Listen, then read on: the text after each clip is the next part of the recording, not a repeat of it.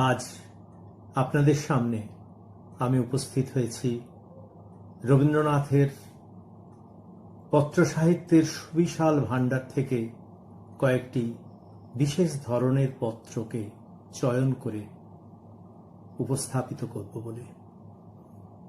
আজ আমার বিষয় রবীন্দ্রনাথের সঙ্গে অমিয় চক্রবর্তীর পত্রালাপ। অমিয় চক্রবর্তী জন্মেছিলেন 1901 সালে। তরুণ বয়সে কিছু মানসিক বিপর্যয়ের সম্মুখীন হন তিনি, এবং ওই বয়সেই রবীন্দ্রনাথের সঙ্গে তার পরিচয় হয়। রবীন্দ্রনাথের স্নেহ লাভ করতে থাকেন তিনি। রবীন্দ্রনাথের সঙ্গে ওর প্রথম যখন পত্রালাপ হয় তখন তার বয়স 1917 সাল। তার ঠিক আগেই উনি হারিয়েছেন তার দাদাকে, জ্যেষ্ঠ ভ্রাতাকে। অবসাদে ডুবে গেছেন, মাঝে মাঝে আত্মহত্যার কথা ভাবছেন। সেই চূড়ান্ত একটা মানসিক বিপর্যয়ের সময় রবীন্দ্রনাথ উপস্থিত হন তার কাছে মনোবিদের ভূমিকায়। একটির পর একটি অসামান্য চিঠিতে কবি তাকে উজ্জীবিত করতে থাকেন, নতুন জীবন যাতে তিনি ফিরে পান, নতুন দৃষ্টি ফিরে পান তার জীবনের বিপর্যয় কাটিয়ে। রবীন্দ্রনাথ তাকে আহ্বান করেন শান্তিনিকেতনে। পড়াশোনা শেষ করে 1926 সালে 25 বছরের অমিয় চক্রবর্তী যোগ দেন বিশ্বভারতীতে অধ্যাপক হিসেবে, এবং পাশাপাশি রবীন্দ্রনাথের সাহিত্য সচিব বা সাহিত্য সহকারী হিসেবে। অল্প দিনের মধ্যেই রবীন্দ্রনাথের পূর্ণ নির্ভর হয়ে ওঠেন অমিয় চক্রবর্তী। বিশ্বভারতীর কাজে মনোনিবেশ করেন। দেশ বিদেশের অতিথি যারা শান্তিনিকেতন বিশ্বভারতীতে আসতেন কবির কাছে, তাদের দেখাশোনা, তাদের সব রকমের ব্যবস্থা করা সবই ছিল অমিয় চক্রবর্তীর নিয়ন্ত্রণাধীন। কবির নির্ভর স্থল হয়ে দাঁড়ান অমিয় চক্রবর্তী। এই পর্বটি চলেছিল 1933 সাল পর্যন্ত। ততদিনে কবি বুঝতে পেরেছিলেন অমিয় কাটিয়ে উঠেছেন তার মানসিক বিপর্যয়, নতুনতর জীবনের আহ্বানে তিনি ছুটতে পারেন। তিনি তাকে উদ্দীপ্ত করতেন, উজ্জীবিত করতেন। উনি জানতেন যে অমিয়র সাহায্য তার বড্ড জরুরি। পূর্ণ নির্ভরশীল হয়ে উঠেছিলেন অমিয় চক্রবর্তী রবীন্দ্রনাথের কাছে। তথাপি রবীন্দ্রনাথ তাকে উদ্দীপ্ত করতে থাকেন বৃহত্তর কর্মপরিসরে যাতে চলে যান, ছুটে যান, ছড়িয়ে দেন নিজেকে তার জন্য।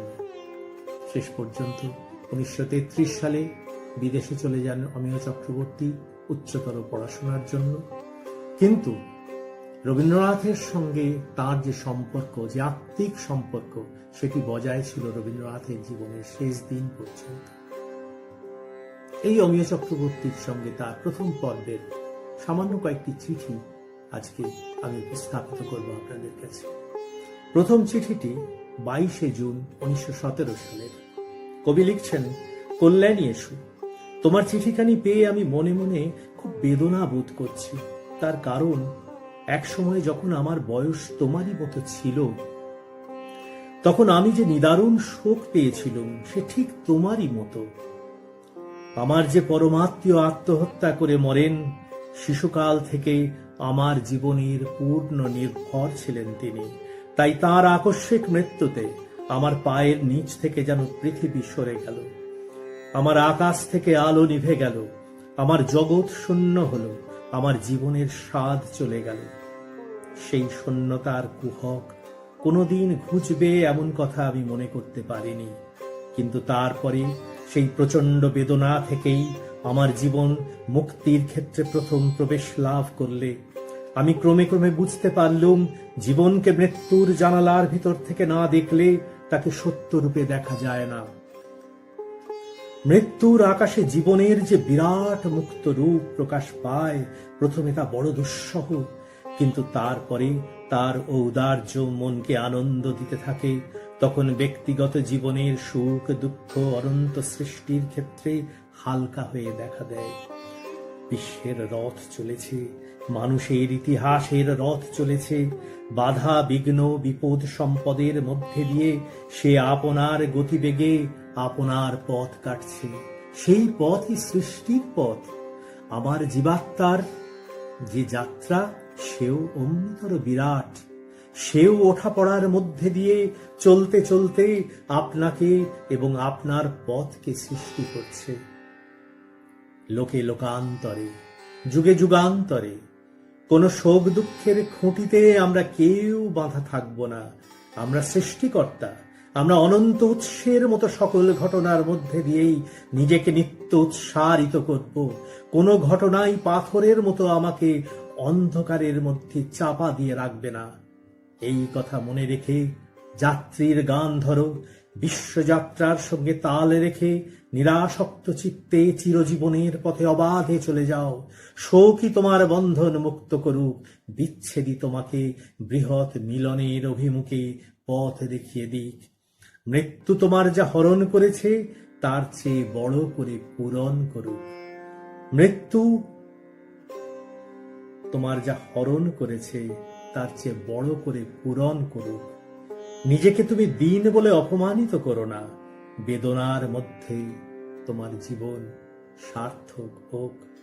ইতি 8ই আষাঢ় 1324। শুভানুধ্যায়ী রবীন্দ্রনাথ ঠাকুর। কি অসামান্য একটি পত্র একটি 16 বছরের বালককে। এর পরের চিঠিটি কবি লিখছেন 16ই অগস্ট 1917। সেটি খুব উল্লেখযোগ্য কিছু নেই সেই চিঠিতে। আমি তারপরে চিঠিতে চলে যাচ্ছি। এই চিঠির তারিখ 20 অগস্ট 1917। কল্যাণী এসো। সংসারে যারা কেবলই হার মানে এবং হাল ছাড়ে, তুমি তাদের দলে যেও না। পৃথিবীর অধিকাংশ দুঃখই হেসে উড়িয়ে দেওয়ার মতন। অন্ধকারে প্রত্যেক ছায়াটাকেই ভূত বলে মনে হয়। মনটা অন্ধকার করে থাকলে আমাদের ভাগ্যলক্ষ্মীকে অকারণে বা অল্প কারণেই অপদেবতা বলে কেবলই ভ্রম হতে থাকে। খুব জোরে হাসতে শিখলে তারই আলোয় অন্তত সংসারের মিথ্যে ভূতগুলো দৌড় মারে। খুব গলা ছেড়ে ওই হাসতে পারাটাই পৌরুষ। রথিকে লিখে দিচ্ছি, তোমার খাতাখানি প্রমথকে পাঠিয়ে দেবে। ইতি 4 ভাদ্র 1324। শুভাকাঙ্ক্ষী রবীন্দ্রনাথ ঠাকুর। এর পরের চিঠি 31 অক্টোবর 1917 সাল। তুমি শান্তিনিকেতনে এসে আমার কাছে কিছুদিন থাকো। নিজের মনটাকে বেশি প্রশ্রয় দিও না। সুখ দুঃখের খুব কঠিন ঘাত প্রতিঘাতের মধ্য দিয়েই এ পর্যন্ত চলে এসেছি। কতবার হাল ছেড়ে দিতে ইচ্ছে করেছে, কিন্তু এইটিকেই আমি সৌভাগ্য বলে মনে করি যে বেদনার ভেতর দিয়েই জীবনটাকে নিবিড় ভাবে পেয়েছি। জীবনটা যদি নিতান্ত ছায়ায় লালিত, পেলব এবং শৌখিন হতো, তাহলে তার কোনো মূল্যই থাকতো না। যদি তুমি ধৈর্য ধরে অপেক্ষা করো, তবে একদিন এই প্রাণ পরিপূর্ণ পৃথিবীর রৌদ্রালোকিত কলধ্বনি মুখর প্রভাতে জেগে উঠে দেখবে তুমি যে অবসাদে আবিষ্ট হয়েছিলে সেই দুঃস্বপ্ন মাত্র। তার মধ্যে সত্য নেই। জীবনে কত জ্ঞান, কত অভিজ্ঞতা, কত উদ্যোগ, কত সৃষ্টি। জীবনের সেই বিচিত্ররূপী সত্যের দুর্লভ উপলব্ধি থেকে নিজেকে বঞ্চিত করো না। বাঁচবার পথে যাত্রা করো কোমর বেঁধে, দুর্জয় তেজে, অসীম আশায়, অটল বিশ্বাসে। অশ্রদ্ধা করো না নিজেকে এবং এই বিপুল সংসারকে, এই অপরিসীম রহস্যময় জীব লীলাকে। আপনার দীর্ঘ ছায়াটাকে আপনার চেয়ে সত্য মনে করে তুমি ব্যাকুল হয়ে পড়েছ। এই কুহেলিকা থেকে ঈশ্বর তোমাকে রক্ষা করুন, এই আমি কামনা করি। এতে 14 কার্তিক 1324। শুভাকাঙ্ক্ষী রবীন্দ্রনাথ ঠাকুর। এর পরের চিঠি 9 নভেম্বর 1917। তোমার এবারকার চিঠিখানি পড়ে বড় খুশি এবং নিশ্চিন্ত হয়েছি। তোমাদের যে বয়স, জীবনের আনন্দ কলগান, তো আমরা তোমাদের কণ্ঠ থেকে শুনব, আমাদের কণ্ঠ কি আর তাজা আছে? সত্যি বলছি, যখন তুমি জীবনের উৎসাহ রসে তোমার পেয়ালা ভরে নেবার জন্য আমার কাছে আসতে চেয়েছিলে, তখন আমার বড় ভাবনা হয়েছিল। কেননা উৎসের কাছে গিয়ে দেখি তার ধারা ভেতরের দিকেই চলে গেছে, বাইরের দিকে আর উছলে ওঠে না। সেই আমার অন্তর্হিত প্রবাহের শুষ্কতা তোমাকে হয়তো আরো ক্লিষ্ট করবে, এই আমার ভয় ছিল। তুমি ঠিক জায়গাতেই গেছো। প্রকৃতি জীবনের ক্ষতস্থানে হাসপাতালের মতো তো ব্যান্ডেজ বাঁধাবাঁধির উৎপাত করে না, সে মন্ত্র পড়ে চুম্বন করে দেয়। তার আদরের অ্যান্টিসেপটিকে না আছে জ্বালা, না আছে কড়া গন্ধ। 23 কার্তিক 1324। শুভাকাঙ্ক্ষী রবীন্দ্রনাথ ঠাকুর। আর একটি চিঠি পড়ে আজকের আসর শেষ করব। প্রত্যেক মানুষের জীবনের একটা সন্ধিস্থল আছে, যখন তার মধ্যে আলো অন্ধকারের দ্বন্দ্ব বেঁধে যায়। আমি যখন তোমার বয়সে ছিলুম, তখন সেই প্রচন্ড দ্বন্দ্বের মধ্যে পড়েছিলুম। এই অবস্থায় নিজের সঙ্গে নিজের এবং নিজের সঙ্গে বাহিরের সামঞ্জস্য থাকে না। তখন অন্তর্নিহিত শক্তিগুলোর বিকশিত হবার উদ্যম আছে, অথচ তাদের বিকাশ নেই। তখন বাইরের ক্ষেত্রের সঙ্গে অন্তরের আকাঙ্ক্ষার মিল ঘটে না। তখন ভিতরে বাইরে পদে পদে ঠোকাঠুকি চলে। আর একটা সন্ধিস্থল হচ্ছে আমি যে বয়সে আছি সেইটে। এখন এতদিনকার সংসারটা আলগা হয়ে আমার কাছ থেকে পিছিয়ে পড়েছে, অথচ সংসারের অতীত যে একটি আত্মার আশ্রয় আছে, সেটাকেও সম্পূর্ণ জোরের সঙ্গে আঁকড়ে ধরা যাচ্ছে না।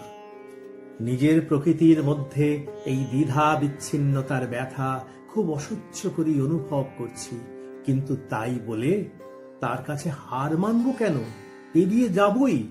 শক্তি আছে বলেই ব্যথা আছে, ব্যথা পাচ্ছি, এবং শক্তি আছে বলেই সেই ব্যথা অতিক্রম করে যাব।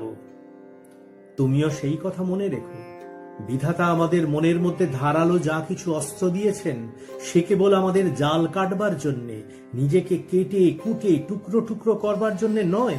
তুমি তোমার শক্তির অস্ত্রকে উল্টো করে ধরেছ, তার তীক্ষ্ণ ধারটা কেবলই তোমার নিজেকে বিঁধছে।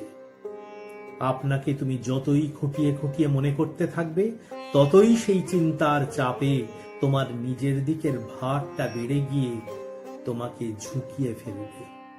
ভুলে যাও নিজের কথা, অমনি দেখবে বাইরের সঙ্গে তোমার ভার সামঞ্জস্য স্থাপিত হবে। আশ্চর্য এই জগৎ, আশ্চর্য এই জীবন। সমস্ত প্রাণ মন পুলকিত হয়ে ওঠে যখনই নিজের থেকে নিজের চেতনাকে সম্পূর্ণ বেগে প্রসারিত করে দিই। সেই তোমার ক্ষুদ্র নিজেকে ভোলো। মুক্ত চৈতন্যের জ্যোতিতে উদ্ভাসিত জগৎ তোমার কাছে আনন্দ নিকেতন রূপে প্রকাশিত হোক, এই আমি কামনা করি। এতে 26 পৌষ 1324 বঙ্গাব্দ। চিঠিটির ইংরেজি তারিখ ছিল 10 জানুয়ারি 1918। আজ চিঠির ঝাঁপি বন্ধ করি এখানেই। আপনাদের ধন্যবাদ জানাই আমার সঙ্গে থাকার জন্য। নমস্কার।